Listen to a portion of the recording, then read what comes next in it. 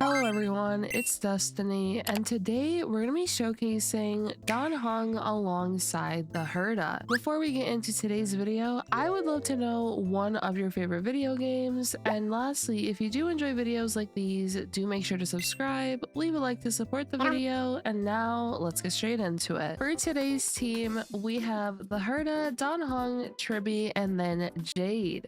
And we're going to use our techniques and then get straight into today's battle. With Jade here, we are going to use our skill on Herta to make her the debt collector, and we're also going to use Dan Heng's skill as well. With Dan Heng, now we can use his ultimate, deal a bit of damage, but most importantly, enhance Soul Dragon. And now that this enemy summoned its little friends, now I'm going to use Tribbie's ultimate.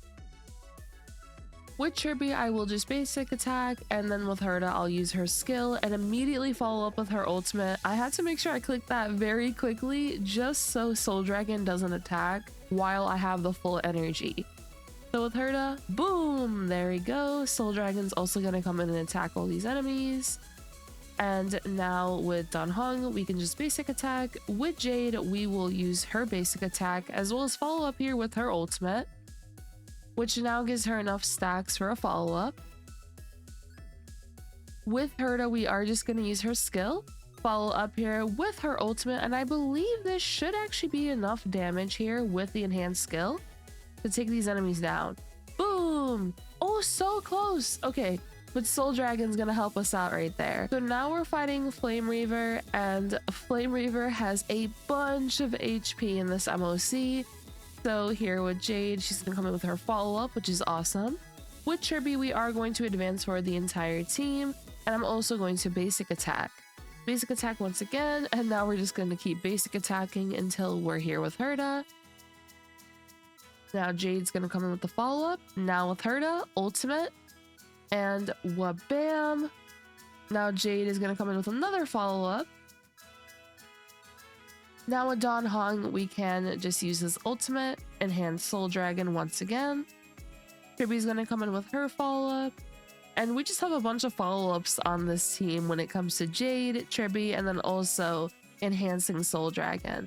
So we almost have enough energy here for Tribbie once again, which is great. With Tribbie here, I am going to skill. I honestly maybe should have used her ultimate a little sooner, but it is perfectly fine. We'll just use the ultimate now, and Herta will be able to be advanced forward above the 29th cycle there. And there it goes, Jade. Her snake just looks so cool to me because it just looks like the snake is just eating everybody. And now with Herta, we're going to use the ultimate because we have enough energy. Boom! Here comes in Jade. Here comes in Tribbie's follow-up. Alright, so 15%, pretty good stuff so far. Now what we could do with Herta is use her enhanced skill. Boom. Soul Dragon's gonna come in, and now the Turbulence will finish off the first HP bar that Flame Reaver has. With Dan Heng, we can just basic attack. With Tribbie, basic as well. And once again, we're just using a bunch of basic attacks until it is Herta's time to shine. Now with Herta, we can just use her ultimate and advance herself forward by 100%. Now we can use her enhanced skill. Boom. Now Jade's gonna come in with her follow-up.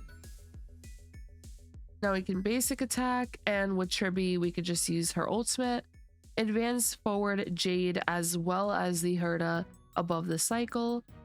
And I believe we should be able to clear this potentially in a 2 cycle. If we get really lucky here, maybe within this cycle right here, if we're able to dish out enough damage. So with Herta, we can skill. Jade's gonna come in with the follow-up. Now with Herta, we can use the ultimate, so this should be able to maybe get rid of a clone or 2. Let's see. And boom! Okay, there we go. Only 4 more clones remain.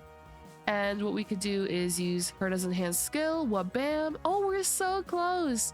So close to getting the 1 cycle here. I think we're gonna just be a little bit off though.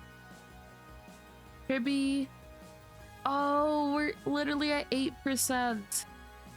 Soul Dragon comes in. Yeah, 7%. Okay. We were incredibly close to getting a 1 cycle clear here, which is pretty nice, especially because Flame Reaver has, once again, a bunch of HP this MOC. So now what we can do with Herta is just finish it off with a normal skill.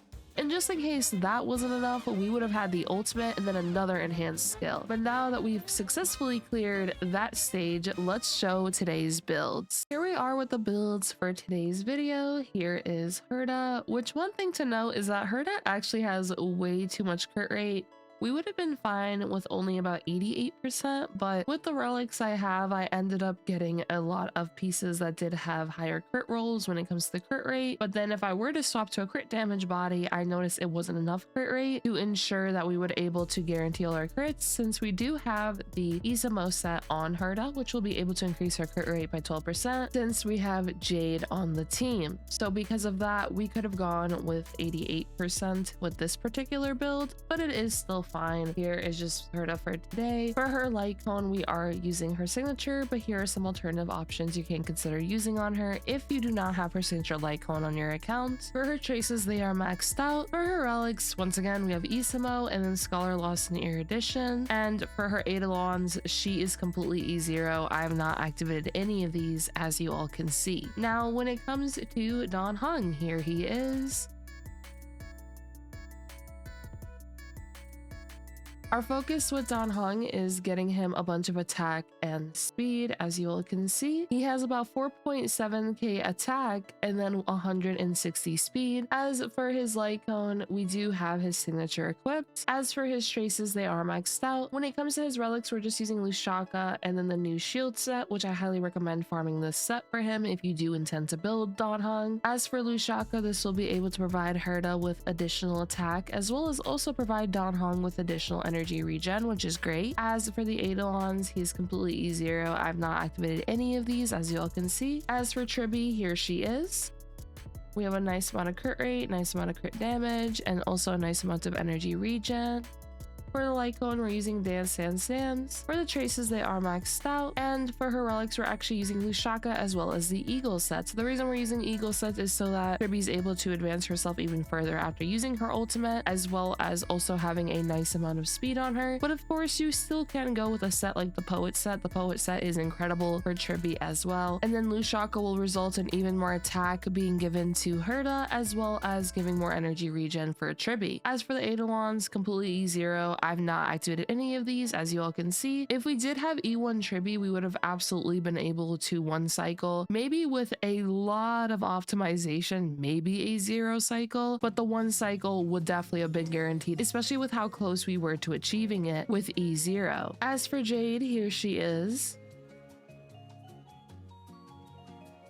She doesn't have too much crit damage due to the fact that Herta will be able to provide crit damage for the entire team, as there are 2 Erudition characters on the team. As we can see with her trace right here, when entering battle, if the team has 2 or more Erudition characters, increases all allies crit damage by 80%. So Herta is going to be able to nicely take advantage of this, so will Jade, and so on. As for Jade, we do have her signature light cone, but here are some options you can consider using if you do not have her signature light cone. As for her traces, they are maxed out. As for her relics, we're using Isamo and then Genius A Brilliant Stars. If you want on Jade, you can also consider a set like the Poet set. Isamo is great though, since we will be able to get that additional crit rate, which will allow us to be at 100% crit rate within battle. And another thing worth noting regarding Jade and crit damage is that Jade herself is going to be able to get a bunch of crit damage for herself. So focusing on maxing out her crit rate within battle to ensure that she has 100% is definitely a goal, as she will be able to get a bunch of crit damage from her own kits as well as the Hertas. As for her Eidolons though, completely E0. I've not activated any of these, as you all can see. And for those curious, can you use Sunday in the slot of Tribbie? Yes, you can. I have noticed during my tests that I still personally prefer Tribbie in that slot. However, you absolutely can consider using Sunday. The only thing you have to keep in mind of though is that your second Erudition character on the team unfortunately won't really be receiving buffs if you have Sunday in the slot. Dan Heng is only going to be providing buffs for Herta, as she will be the bond mate, and then in the slot of Tribbie, if you have Sunday, Sunday is a single target buffer. So as a result, only Herta would get heavily amplified with buffs, while Jade wouldn't really get as many buffs at all if you did not have a team-wide buffer like Tribbie, for instance, Rame, Robin, and so on. Regardless though, you still can use Sunday as an option here. I have tested that as well. I still got better general results using Tribbie though throughout my tests. However, once again, Sunday is definitely an option you can consider. When it comes to your other Erudition Edition character, if you don't have Jade, you can consider going with more budget-friendly Ear Edition characters such as Serval or even Little Herta, or you can consider using a character like Anaxa. In the case of Anaxa though, if you are using Dan Heng in Sunday as well as the Herta and then Anaxa as your Ear Edition, at that point I would honestly recommend more so using Anaxa as a hyper carry with Dan Heng in Sunday and then giving Herta a different team. But in the scenario that you did want to use Anaxa, he still can of course be an option to use as a secondary damage dealer alongside the Herta. As for Dan Heng's slot, he can be a nice option if you do not have too many sustain options to use alongside the Herta. Dan Heng's ultimate is going to be able to attack all enemies, as we can see right here. And then on top of that, when Dan Heng does enhance Soul Dragon with his ultimate, Soul Dragon will be able to unleash a follow-up attack, which will deal damage onto all enemies as well. Them being able to deal damage with all enemies with his ultimate and then also the follow-up attack can be useful for inflicting more interpretation stacks onto enemies, and then on top of that, you're going to be able to help with getting more energy for Herta as well. So Dan Heng can be a decent option to use alongside the Herta if you are looking for a general sustain option. You're also going to be able to give the Herta a nice attack buff with Dan Heng on the team, as he is going to be able to increase the attack of the bond mate equal to 15% of his attack, so the Herta can benefit from this as she is an attack scaling damage dealer. And overall, you can just use Dan Heng as a general sustain option if you do not have too many sustains on your account to use alongside your Herta. That'll be all though for today's video. I hope you all did enjoy today's video, and if you did, do make sure to subscribe, leave a like to support the video, and also let me know any showcases you'd like to see from me with Dan Heng in particular. And I hope you all have a great one.